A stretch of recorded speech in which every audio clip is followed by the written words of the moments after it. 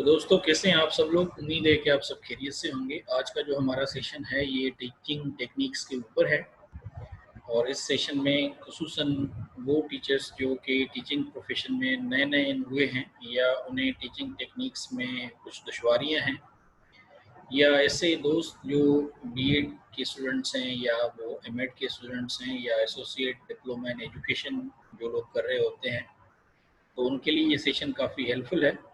आप इसे ज़रूर देखें और आपको ये काफ़ी इन्फॉर्मेटिव भी लगेगा और इंटरेस्टिंग भी, और साथ ही आप काफ़ी जो नई टीचिंग टेक्निक्स हैं उनके बारे में अच्छे से जान पाएंगे। चलिए शुरू करते हैं हमारा आज का सेशन। तो सबसे पहले ये है कि हम टीचिंग मेथड किसे कहते हैं। टीचिंग मेथड बुनियादी तौर पे वो उसूल होते हैं या वो तौर तरीके होते हैं जो टीचर्स इस्तेमाल कर रहे होते हैं जब वो बच्चों को पढ़ा रहे होते हैं। इसी तरह से ये जो स्ट्रेटजीज हैं ये कुछ डिपेंड कर रही होती हैं कि आप कौन सा सब्जेक्ट पढ़ा रहे हैं, और इसी तरह से कभी कभार ये डिपेंड कर रही होती हैं कि आप किस नेचर के स्टूडेंट को पढ़ा रहे हैं। मसलन वो साइकोमोटर लर्नर है, कॉग्निटिव लर्नर है, अफेक्टिव लर्नर है, या वो स्लो लर्नर है, एवरेज लर्नर है, या वो इंटेलिजेंट स्टूडेंट है। तो ये मुख्तलिफ स्ट्रेटजीज इन चीज़ों को मद्देनज़र रख के बनाई जाती हैं।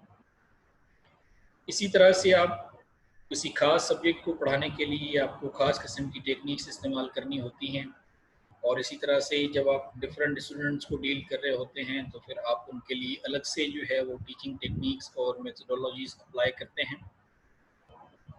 तो ये जो हमारा जो सेशन है आज का, इसमें आपको ये सारी चीज़ें तफसील से जो है वो जानने का मौका मिलेगा कि आपने अगर पढ़ाना है मल्टीपल टाइप ऑफ स्टूडेंट्स जो हैं, डाइवर्स इन अ वे स्टूडेंट्स हैं कि आपके पास स्लो लर्नर्स भी हैं, आपके पास एवरेज लर्नर्स भी हैं, आपके पास जो है वो इंटेलिजेंट लर्नर्स भी हैं, तो आप उनको कौन से मेथड्स के साथ पढ़ा सकते हैं।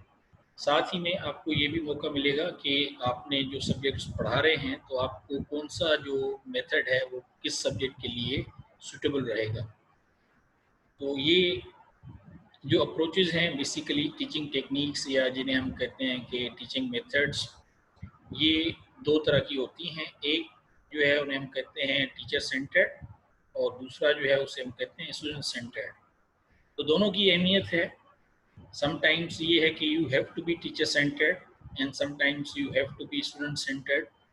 You can't just be all the time student centred और all the time teacher centred. ज़्यादातर स्टूडेंट सेंटर्ड जो है वो एक्टिविटीज़ बेस्ड होती हैं, और टेक्निक्स जो मॉडर्न डे टीचर्स यूज़ करते हैं वो स्टूडेंट सेंटर्ड ही इस्तेमाल की जाती हैं, लेकिन टीचर सेंटर्ड भी आपने सम हाउ यूज़ करनी होती हैं टू सम एक्सटेंट और सम टाइम। और खुसूसन ये है कि टीचर सेंटर्ड जो मेथडोलॉजी हम अडॉप्ट कर रहे होते हैं वो ये है कि हम बच्चों में जो उनकी जो मोरल अपब्रिंगिंग है या जो उनकी पर्सनैलिटी डेवलपमेंट है, या उनमें हम एक सेंस ऑफ रिस्पॉन्सिबिलिटी डेवलप कर रहे होते हैं, टू सम एक्सटेंट हम उनमें डिसिप्लिन जो है वो डेवलप कर रहे होते हैं। तो in that particular way teacher centred techniques जो हैं वो इस्तेमाल करनी चाहिए। ये इतनी ही बुरी नहीं है कि आप समझते हैं कि all the time you have to use student centred techniques. कभी कभार आपने टीचर सेंटर्ड भी यूज़ करनी होती है। बहरहाल टीचर सेंटर्ड टेक्निक्स जो होती हैं उसमें स्टूडेंट पैसे होता है यूजली, यानी स्टूडेंट के लिए इतना ज़्यादा काम नहीं होता। टीचर ही बोल रहा होता है, समझा रहा होता है, एक्सप्लेन कर रहा होता है, जबकि स्टूडेंट जो है वो सुन रहा होता है। बल्कि स्टूडेंट सेंटर्ड जो है इसके बरक्स है टीचर सेंटर्ड में। उसमें ये है कि आप ज़्यादातर जो काम है वो बच्चों से करा रहे होते हैं, उनको आप कह रहे होते हैं, ग्रुपिंग हो रही होती है, एक्टिविटीज़ आप प्लान करते हैं, फिर आप उनकी इन्वॉल्वमेंट जो है मुमकिन बनाते हैं, आप ग्रुपिंग कर रहे होते हैं, फिर डिफरेंट जो लर्नर्स हैं उन्हें आप मर्ज कर रहे होते हैं ताकि वो एक दूसरे से सीखें। ये सब चीज़ें इनमें आ जाती हैं, और team work, cooperation and collaboration जो होती है वो स्टूडेंट सेंटर्ड के थ्रू जो है वो पॉसिबल है। तो ये है कि जो टीचर सेंटर्ड अप्रोच है इसमें लर्निंग जो है वो मोस्टली जो मेन अथॉरिटी होती है वो तो टीचर ही होता है एज अ फिगर, और जो भी है वो टीचर ने अमूमन ज़्यादातर बोलना होता है या चीज़ों को एक्सप्लेन करना होता है और स्टूडेंट्स ने जो है उसको सुनना होता है। लेकिन स्टूडेंट जो है उसका बेसिकली तो काम है सीखना, तो जब आप उसे मौका देंगे तब वो सीखेगा। तो मौका देने का मतलब ये है कि आपने ये हर मुमकिन कोशिश बनानी है कि आपने स्टूडेंट को फैसिलिटेट करना है लर्निंग प्रोसेस में, आपने उन्हें अपॉर्चुनिटीज़ प्रोवाइड करनी है, आपने उन्हें जो है वो इन्वॉल्व करना है through different things, so that कि वो अपना जो सेंस है वो यूज़ करे, चीज़ों को ऑब्ज़र्व करे और चीज़ों को एक्सपीरियंस करे, और फिर उसमें जो है वो एक्सप्लेन करने की क़ुव्वत पैदा हो, सवाल करने की भी और जवाब देने की भी। तो जो टीचर का रोल होता है मोस्टली वो एज अ कोच होता है, एज अ गाइड होता है, एज अ सपोर्टर होता है, एज अ सुपरवाइज़र होता है, एज अ मैनेजर होता है इनसाइड द क्लासरूम। तो ये सारी चीज़ें जो हैं मिला के जब हम चीज़ों को बैलेंस करेंगे तो होपफुली हम जो जो हमारे नतायज जो हम चाहते हैं वो हम हासिल करते हैं। इसी तरह से असेसमेंट का जो एक तरीका होता है कि आपने स्टूडेंट्स को कंटिन्यूअसली असेस करना होता है। वही assess students in formal and informal ways. आप स्टूडेंट्स को डिफरेंट ग्रुप टास्क दे रहे होते हैं जिन्हें हम ग्रुप रिसर्च प्रोजेक्ट्स भी कहते हैं, जीआरपीज या आईआरपी इंडिविजुअल रिसर्च प्रोजेक्ट्स, या आप उन्हें मुख्तलिफ टास्क वगैरह दे रहे होते हैं, उनमें आप क्लास पार्टिसिपेशन होती है, फिर इसी तरह से असेंबली में पार्टिसिपेशन मिसाल के तौर पे होती है, इनडोर एक्टिविटीज़ होती हैं, आउटडोर एक्टिविटीज़ होती हैं, को करिकुलर एक्टिविटीज़ होती हैं, एक्स्ट्रा करिकुलर एक्टिविटीज़ होती हैं। तो टीचर उनमें स्टूडेंट्स को कंटिन्यूअसली ऑब्जर्व कर रहा होता है या उनको असेस कर रहा होता है।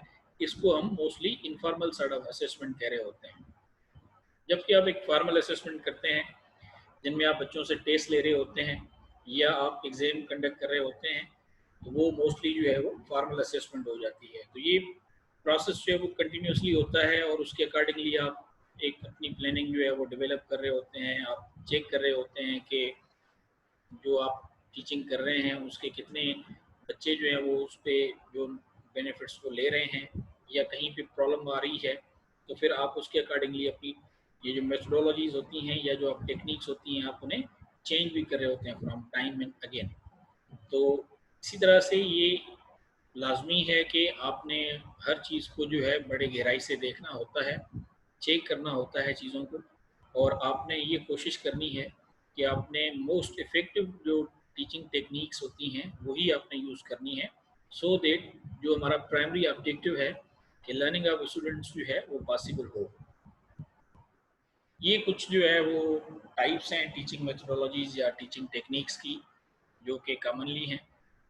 लेक्चर मेथड ऑफ टीचिंग, इसी तरह से demonstrative method of teaching, deductive method of teaching, inductive method of teaching, drilling method of teaching, role play method of teaching, discussion method of teaching, collaborative method of teaching, combo method of teaching. Combo माने कोई दो आप इनमें से जो है वो अगर मिसाल के तौर पर मेथड्स ले रहे हैं तो कॉम्बिनेशन या कॉम्बो मेथड कहा जाता है।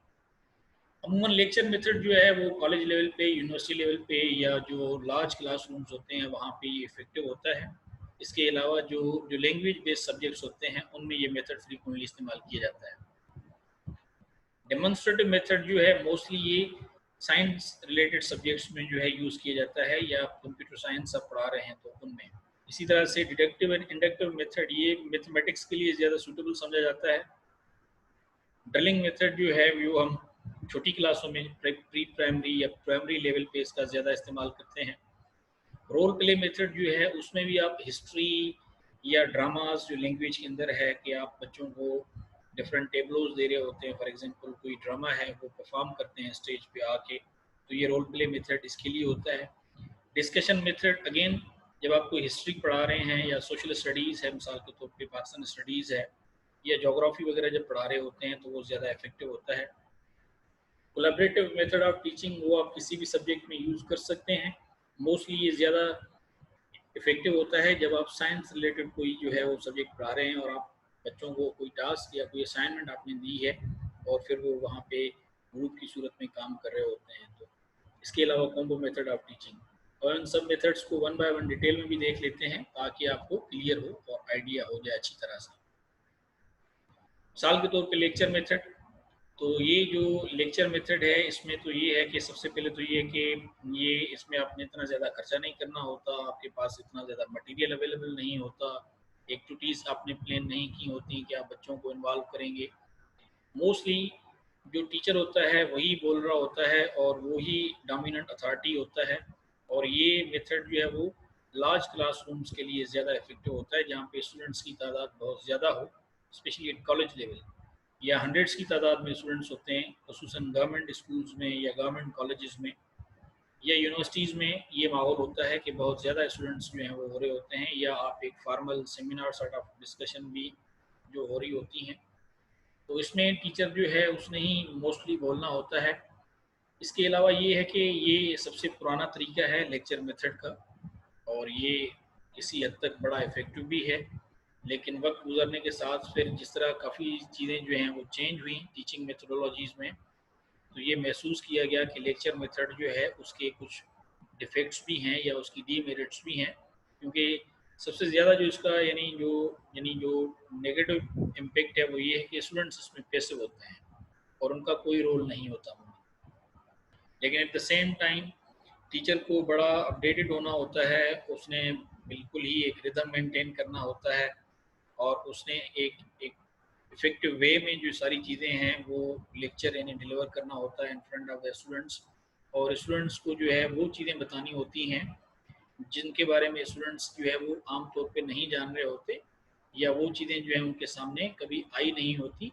तो यानी डिटेल स्टडी जो है वो जब एक्सप्लेन की जाती है तो उसमें ये जो लेक्चर मेथड है वो इस्तेमाल किया जाता है, लेकिन ये मेथड जो है वो अमूमन एक स्पेसिफिक एज ग्रुप के लिए ज़्यादा इफेक्टिव है, खुसूसन at secondary level, higher secondary level, means college level और एट यूनिवर्सिटी लेवल। तो इसको नीचे लेवल पे अगर हम अप्लाई करेंगे तो वहाँ पे ये इतना ज़्यादा इफेक्टिव नहीं होगा। एलिमेंट्री लेवल में टू सम एक्सटेंट यानी किसी हद तक ठीक है, लेकिन प्राइमरी लेवल पे और प्राइमरी लेवल पे तो आप इसको बिल्कुल भी इस्तेमाल ना करें, ये वहाँ पे बिल्कुल भी फ़ायदेमंद नहीं होता, क्योंकि इस एज ग्रुप के स्टूडेंट्स जो है वो सिर्फ सुन के लर्निंग कर लेंगे, ये ऑलमोस्ट हार्ड है अगर इम्पॉसिबल नहीं है तो। इसके अलावा डेमोन्स्ट्रेशन मेथड होता है, ये भी यानी लेक्चर कम डेमोन्स्ट्रेशन मेथड होता है, या इसमें कोचिंग होती है, आप मुख्तलिफ चीज़ें जो है बच्चों को दिखा रहे होते हैं और साथ में आप एक्सप्लेन कर रहे होते हैं। मसलन इसमें प्रोजेक्टर्स जो है वो यूज़ कर रहे होते हैं, या हम इनमें कंप्यूटर्स यूज़ कर रहे होते हैं, या हम साइंस लैब जो है वो यूज़ कर रहे होते हैं। इसी तरह से लेबोरेटरीज जो है वो हम यूज़ कर रहे होते हैं, तो बच्चों को चीज़ें दिखा के थ्रू डायग्राम्स और चार्ट्स, या आप कोई स्क्रीन यूज़ कर रहे हैं तो वहाँ पे आप चीज़ें एक्सप्लेन कर रहे होते हैं। और मोस्टली जो चीज़ें एक्सप्लेन करनी होती हैं अगेन वो टीचर ने ही जो है वो एक्सप्लेन करनी होती हैं, इसीलिए इसे लेक्चर कम डेमोन्स्ट्रेशन मेथड कहा जाता है, या इसे कोचिंग स्टाइल कहा जाता है। और इसमें भी आपने जो है वो काफ़ी ज़्यादा चीज़ें जो होती हैं वो ऑलरेडी कलेक्ट करके रखी होती हैं, प्लान करके रखी होती हैं, फिर आप वो टाइम टू टाइम जो है वो बच्चों को दिखा रहे होते हैं और आप उन्हें डेमोन्स्ट्रेशन दे रहे होते हैं, तो इन अ वे ये एक किस्म की स्टोरी टेलिंग होती है। और इन दी एंड आपका एक क्वेश्चन आंसर सेशन होता है, जिसमें जो क्वेरीज होती हैं स्टूडेंट्स की या जो उनके क्वेश्चंस होते हैं वो आप उनको आंसर कर रहे होते हैं, सो दैट कि अगर कोई चीज़ उनको बॉदर कर रही है या कोई चीज़ क्लियर नहीं है तो वो आप उनको री एम्फसाइज कर लें। तो इसमें भी काफ़ी ज़्यादा चीज़ें होती हैं, मेमोराइजेशन के ऊपर ज़्यादा फोकस होता है। टीचर के पास जो है एक ख़ास किस्म की जो है वो डेटा होती है, वो उसे मेमोराइज कर लेता है और फिर उसके बाद वो आके थ्रू डेमोन्स्ट्रेशन एक्सप्लेन कर रहा होता है in front of the students. तो ये लेक्चर कम डेमोन्स्ट्रेशन मेथड है, और ज़्यादातर ये मेथड जो है वो साइंटिफिक सब्जेक्ट्स में बड़ा ही इफ़ेक्टिव जो है वो समझा जाता है। तो आप अगर कोई साइंस रिलेटेड सब्जेक्ट पढ़ा रहे हैं, मसलन बायोलॉजी है, केमिस्ट्री है, फिज़िक्स है, इसी तरह से ज्योग्राफी है, कंप्यूटर साइंस है, या आप वैसे जनरल साइंस पढ़ा रहे हैं, तो उसमें आप अगर इस मेथड को यूज़ करेंगे तो ये वहाँ पे आपको काफ़ी ज़्यादा अच्छे नताइज देगा। इसके बाद फिर कोलैबोरेटिव मेथड है। तो कोलैबोरेटिव मेथड में तो आमतौर पे स्टूडेंट्स जो हैं वो एक दूसरे के साथ कोऑपरेट करते हैं, कोऑर्डिनेट करते हैं, या कोलैबोरेट करते हैं, सपोर्ट करते हैं इन अ वे एक दूसरे को। और ये मेथड जो है इसके लिए आपने अगर बच्चों में टीम वर्क, या आपने उनमें लीडरशिप स्किल्स, या उनमें अगर सेंस ऑफ रिस्पॉन्सिबिलिटी डेवलप करना चाहते हैं, या आप उनकी पर्सनैलिटी डेवलपमेंट करना चाहते हैं, या प्रेजेंटेशन जो है उनकी एबिलिटीज़ जो है वो डेवलप करना चाहते हैं कि वो लोगों को फेस करें और उनको एड्रेस करें, तो वहाँ पे ये मेथड जो है वो फ्रीक्वेंटली यूज़ किया जाता है इन मकसद इन इन नताइज को हासिल करने के लिए। इसके अलावा इसमें ये है कि आप डिफरेंट जो है वो एक्टिविटीज़ प्लान करते हैं जिनमें आप बच्चों की इन्वॉल्वमेंट करते हैं and you ask them to collaborate with each other and do as a team work और एज अ ग्रुप वर्क। और फिर वो उस पर काफ़ी ज़्यादा जो है वो बच्चे आपस में मिलजुल के तो एक दूसरे को सुनते भी हैं, यानी लिसनर्स भी होते हैं एट द सेम टाइम, और वो अपने ओपिनियन भी शेयर कर रहे होते हैं दूसरे स्टूडेंट्स के साथ। और उससे जो अच्छी चीज़ें फिर सामने आ जाती हैं तो मेजॉरिटी के हिसाब से फिर उन चीज़ों को जो है वो एक्सेप्ट भी कर लेते हैं। तो इसमें एक लीडरशिप स्किल्स आते हैं, समबडी या someone has to lead to others. जिस तरह वो टीम होती है तो टीम का एक रिप्रेजेंटर होता है या ग्रुप हेड होता है जो अपने ग्रुप को रिप्रेजेंट कर रहा होता है। तो ये collaboration, cooperation, leadership skills, team work, इसके लिए जो है वो काफ़ी इफेक्टिव मेथड है, इसको इस्तेमाल किया जाता है। और इस मेथड को आप लैंग्वेज के अगर कोई सब्जेक्ट को आप पढ़ा रहे हैं या आप अगर हिस्ट्री के किसी सब्जेक्ट को पढ़ा रहे हैं तो वहाँ पे आप इसको इस्तेमाल करेंगे तो वो आपको ज़्यादा इससे जो है वो यानी नताइज हासिल होंगे। इसके बाद फिर ड्रिलिंग मेथड है। ड्रिलिंग मेथड अमूमन प्री प्राइमरी और प्राइमरी लेवल पे ही इस्तेमाल किया जाता है और ये इसी लेवल पे ही इफ़ेक्टिव होता है, क्योंकि जो स्टूडेंट्स होते हैं ये इस एज ग्रुप में उनकी मेमोरी पावर जो है वो बड़ी शार्प होती है। तो इसमें आप मॉडल दिखा रहे होते हैं या आप कोई चीज़ जो है वो सुना रहे होते हैं थ्रू टेप और ऑडियो लिसनिंग, या आजकल के दौर में तो स्मार्ट टेलीविजन्स भी अवेलेबल हैं, कंप्यूटर्स अवेलेबल हैं, प्रोजेक्टर्स अवेलेबल हैं। तो आप स्टूडेंट्स को चीज़ें दिखा रहे होते हैं और फिर आप उन्हें कहते हैं कि आप रिपीट करें। जिस तरह ड्रिलिंग मेथड में होता है कि बोर्ड पे कुछ चीज़ें लिखी होती हैं, एक स्टूडेंट आता है वो एक एक वर्ड को या एक लेटर को पढ़ता है और फिर दूसरे स्टूडेंट्स उसके बाद फिर उसको रिकॉल करते हैं या वो उसको दोबारा रिपीट करते हैं। तो ये ड्रिलिंग मेथड होता है। और ये ड्रिलिंग मेथड जो है वो इस तरह मैंने आपको पहले भी बताया था कि ये हम स्पेसिफिक एज ग्रुप के लिए इस्तेमाल करते हैं at pre primary and primary level. इससे ऊपर वाली लेवल में तो ऑब्वियसली आप ड्रिलिंग मेथड इस्तेमाल नहीं कर सकते। तो ये ड्रिलिंग मेथड के जो है वो काफ़ी ज़्यादा बेनिफिट्स होते हैं, क्योंकि छोटे बच्चे जो होते हैं उनमें एनर्जी बहुत ज़्यादा होती है, वो अमूमन शोर भी ज़्यादा कर रहे होते हैं, शाउट करते हैं, येल करते हैं, और वो यानी वॉइस जो है उनका काफ़ी यानी वोकल होता है। तो ड्रिलिंग मेथड में उनकी एनर्जी भी बर्न होती है और वो आमतौर पे अटेंटिव भी होते हैं, और वर्ड्स को या लेटर्स को बार बार रिपीट करने से उन्हें वो आसानी से याद भी कर लेते हैं। तो ये method primary and pre primary level में ज़्यादा इफेक्टिव माना जाता है। इसके अलावा रोल प्लेइंग अप्रोच होती है। तो जिस तरह मैंने आपको पहले भी बताया था कि ये टेक्निक हम इस्तेमाल करते हैं खुसूसन जब आप कोई टेबलोज कर रहे होते हैं, कोई ड्रामा है, या आप इस तरह के कोई और इवेंट्स हैं वो सेलिब्रेट कर रहे हैं, कोई कोई नेशनल डेज हैं, कोई स्पेसिफिक सेलिब्रेशंस है, कोई इवेंट्स आप ऑर्गेनाइज कर रहे हैं। तो उनमें आप स्टूडेंट्स को डिफरेंट रोल्स दे रहे होते हैं। मसलन आप किसी को कह रहे हैं कि आपने कंपेयरिंग करनी है, इसी तरह से आप टेबलोज में उन्हें मुख्तलिफ़ किस्म के रोल्स दे रहे होते हैं, या वो मिसाल के तौर पे मॉडरेटर्स होते हैं, कोई सेमिनार है तो वो उसमें स्पीकर होते हैं। तो ये मल्टीपल चीज़ें होती हैं। और रोल प्ले में भी स्टूडेंट जो है उनको एक एक अपॉर्चुनिटी मिलती है, उन्हें एक आप प्लेटफॉर्म प्रोवाइड करते हैं जहां वो लोगों के सामने आके अपने आप को एक्सप्रेस करते हैं। उससे वो काफ़ी ज़्यादा चीज़ें सीखते हैं और उनमें जो कम्युनिकेशन स्किल्स हैं वो डेवलप होती हैं, और खुसूसन उनका जो कॉन्फिडेंस है वो उनका बूस्ट होता है। जो शायनेस होती है सम स्टूडेंट्स में वो ख़त्म हो जाती है। और हम इसे आम तौर पे early in the morning assembly में तो वैसे ही इस्तेमाल कर रहे होते हैं रेगुलर बेसिस पे। तो ये इसका है कि आपने इनको को इन एक्स्ट्रा करिकुलर एक्टिविटीज़ में क्वाइट फ्रीक्वेंटली यूज़ करना होता है, कि जहाँ पे आप स्टूडेंट्स को डिफरेंट जो है वो रोल असाइन कर रहे होते हैं और वो फिर उसके अकॉर्डिंगली काम करते हैं। तो रोल प्लेइंग जो है ये स्टूडेंट्स में एक तो डिसिप्लिन जो है वो डेवलप करती है, फिर उनमें कोऑपरेशन एंड कोऑर्डिनेशन, और उनमें जो एक पेशन जो है वो क्रिएट आता है कि I have to perform best और I have to perform much better as compare to others. तो ये एक चीज़ होती है जिसके लिए हम रोल प्ले इस्तेमाल करते हैं, और ये आपको करना चाहिए। इसको आप प्राइमरी लेवल पे, एलिमेंट्री लेवल पे, सेकेंडरी लेवल पे, किसी भी लेवल पे आप इस्तेमाल कर सकते हैं। इवन आप इसको प्री प्राइमरी लेवल पे भी जो है वो इस्तेमाल कर सकते हैं कि वो छोटे बच्चे एक दूसरे को लीड करें, कि मिसाल के तौर पे वो ब्रेक में जा रहे हैं तो उनका एक लीडर हो, वो आगे जाए और फिर उनको कहे कि भाई आपने ये करना है, आपने वो करना है, आपने ऐसे करना है। उस तरह की छोटी छोटी एक्टिविटीज़ इवन आप इस लेवल पे भी डेवलप कर सकते हैं कि सिंस बिगिनिंग जो है आप स्टूडेंट्स में कुछ चीज़ें डेवलप करना चाहते हैं और उनमें आप डिसिप्लिन डेवलप करना चाहते हैं, उनको जो है वो आप कह रहे हैं कि आपने पार्टिसिपेट करना है, you have to perform your role, you have to come up and you have to contribute as a team member. तो ये सारी चीज़ें जो है रोल प्लेइंग के लिए काफ़ी ज़्यादा इफेक्टिव होती हैं।